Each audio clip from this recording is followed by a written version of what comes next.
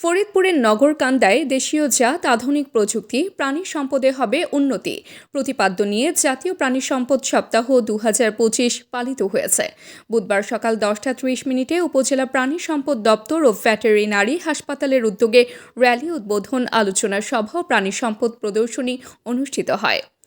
উপজেলা প্রাণী সম্পদ কর্মকর্তা ডাক্তার মোহাম্মদ সাইফুল ইসলামের সভাপতিত্বে অনুষ্ঠানে প্রধান অতিথি ছিলেন উপজেলা নির্বাহী কর্মকর্তা দবির উদ্দিন।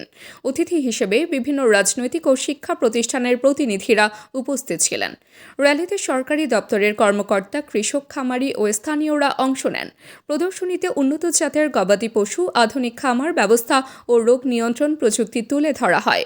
আলোচনা সভায় বক্তারা আধুনিক প্রযুক্তি ও দেশীয় জাতের উন্নয়নের মাধ্যমে প্রাণী সম্পদ খাতকে আরও এগিয়ে নেওয়ার উপর গুরুত্ব আরোপ করেন। বাংলাদেশের ঐতিহ্য, জীবিকা আর অর্থনীতির উন্নয়নের পথে এক অদম্য শক্তির নাম প্রাণী সম্পদ। গবাদি পশু ও হাঁস মুরগি পালন গ্রামীণ জীবনের একটি অবিচ্ছেদ্য অংশ, যাতে যত্ন, শ্রম, মমতায় গড়ে ওঠে লক্ষ মানুষের জীবিকা। ২০২৪-২৫ অর্থ বছরে প্রাণী সম্পদ খাতে অবদান ১.৮১%, প্রবৃদ্ধি ৩.19% এবং জিডিপির আকার প্রায় ৯১,০৩৬ কোটি টাকা।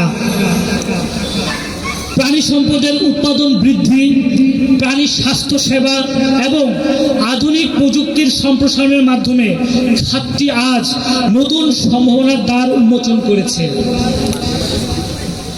দেশীয় প্রজাতি আমাদের ঐতিহ্য, আমাদের ভবিষ্যৎ। এই সব গবাদি পশু ও হাঁস মুরগি যেমন জলবায়ু সহিষ্ণু, তেমনি রোগ প্রতিরোধ ক্ষমতা বেশি, পাশাপাশি উৎপাদন খরচ কম এবং তাদের দুধ, ডিম, মাংসের স্বাদে অতুলনীয়। আমাদের চট্টগ্রামে আছে রেড চিটাগাং ক্যাটেল, উত্তরবঙ্গে আছে নর্থ বেঙ্গল গ্রে, পাবনা সিরাজগঞ্জে আছে পাবনা জাত, মুন্সিগঞ্জে আছে মীর কাদিম বা মুন্সিগঞ্জ জাত, নেত্রকোনায় আছে হিল ব্ল্যাক গরু, এছাড়াও আছে আসিল, গলাছিলা, পাহাড়ি মুরগি ও অন্যান্য দেশি হাঁস মুরগি, যা আমাদের টেকসই উন্নয়নের অমূল্য সম্পদ।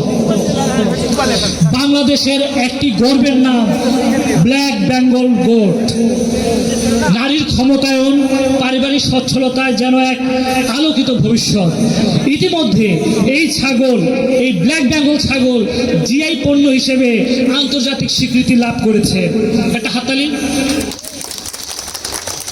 পাশাপাশি দেশীয় জাতের ভেড়া, ভোলা এবং লক্ষ্মীপুরের মহিষের আছে অপার সম্ভাবনা।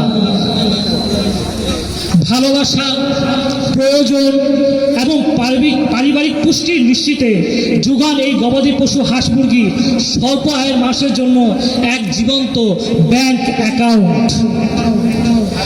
গবাদি পশুর জাত উন্নয়ন, দুধ, মাংস এবং কৃষকের আয় বৃদ্ধিতে ভূমিকা রাখছে কৃত্রিম প্রজনন। ৩০ থেকে ৪০ লিটার দুধ এখন আমাদের কোনো স্বপ্ন না, এখন প্রায় ঘরে ঘরে এই ধরনের গাভী আছে আমাদের।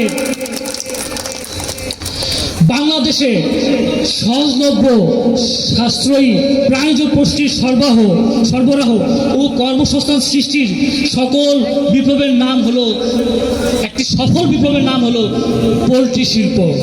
৬০ লক্ষের মতো মানুষ এই জীবিকার মধ্যে আছে। এই জীবিকা এবং উদ্যোক্তাদের বিনিময়ে এগিয়ে যাচ্ছে এই শিল্প।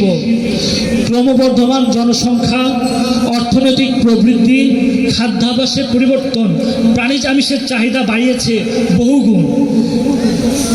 আমাদের বৈপ্লবিক পরিবর্তন এসেছে উৎপাদন ব্যবস্থায়। বাংলাদেশে মুসলিম ধর্মের মানুষের অন্যতম প্রধান উৎসব হচ্ছে ঈদুল আজহা। আমরা সবাই অবগত আছি, প্রান্তিক ও ক্ষুদ্র খামারিদের এই লালন পালন করার গরু নিয়ে, ছাগল নিয়ে, ভেড়া নিয়ে, মুরগি, মহিষ নিয়ে সারা দেশে যথেষ্ট পরিমাণে আমরা কুরবানি হাটে পশু সরবরাহ করেছি। এই বছর কুরবানিতে সরবরাহ করা হয়েছে প্রায় 1,24,00,000 গবাদি পশু। এখন আর কুরবানির পশু আমাদের আমদানি করতে হয় না, এখন আর বাইরে পার্শ্ববর্তী দেশ থেকে আমাদের গরু আনতে হয় না। আমরা এখন নিজেরাই আমাদের গবাদি পশু নিয়ে স্বাবলম্বী। এখন মানুষের হাতের নাগালে আছে প্রাণী স্বাস্থ্য সেবা। যে কোনো জরুরি প্রয়োজনে আন্তরিক সেবা দিতে আমরা সবাই, বিশেষ করে প্রাণী সম্পদ বিভাগ কর্মীগণ সবসময় সজাগ আছি, সচেষ্ট আছি। প্রান্তিক ও নিম্ন আয়ের মানুষের গবাদি পশু ও হাঁস মুরগির চিকিৎসায় ভেটেরিনারি হাসপাতাল সমূহ নির্ভরযোগ্য আশ্রয়স্থল হয়ে দাঁড়িয়েছে। প্রাণী রোগ প্রতিরোধে প্রাণী সম্পদ গবেষণা প্রতিষ্ঠান সফলভাবে উৎপাদন করেছে প্রায় 17 রকমের সংক্রামক রোগের টিকা। মাঠ পর্যায়ে এই সংক্রামক রোগের টিকা প্রদানের ফলে প্রাণীর স্বাস্থ্য সুরক্ষায় ও উৎপাদন ব্যবস্থায় একটি নতুন মাত্রা যোগ করেছে। প্রাণী পণ্য এখন দেশের গণ্ডি পেরিয়ে সীমানা ছাড়িয়ে প্রবেশ করেছে রপ্তানি বাণিজ্যে।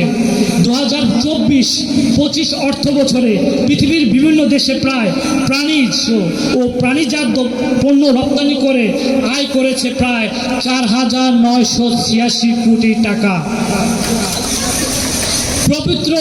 পবিত্র রমজান মাস যখন দ্রব্যমূল্যের ঊর্ধ্বগতি ঘটে, তখন আমাদের নিম্ন আয়ের মানুষের পক্ষে মৌলিক চাহিদা পূরণে তারা অসমর্থ হয়ে পড়ে।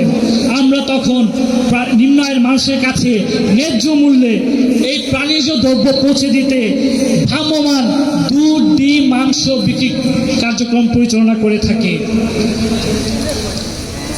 জলবায়ু পরিবর্তনের প্রভাব, স্থানীয় জাতের সংরক্ষণ, প্রান্তিক খামারিদের সুরক্ষা, বেকার যুবক ও নারীদের এই খাতে আরও বেশি সম্পৃক্ত করে সবার জন্য নিরাপদ প্রাণীজ উৎপাদন বিশ্বমানে উন্নীত করার আমরা সবাই বদ্ধপরিকর।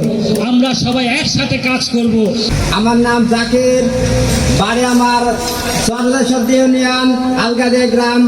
আমি একজন খামারি। 2020 সালে একটা গরু দিয়ে শুরু করি, একটা গাভী। তার থেকে আমার উদ্দেশ্য ছিল যে আমি একটা খামার করব।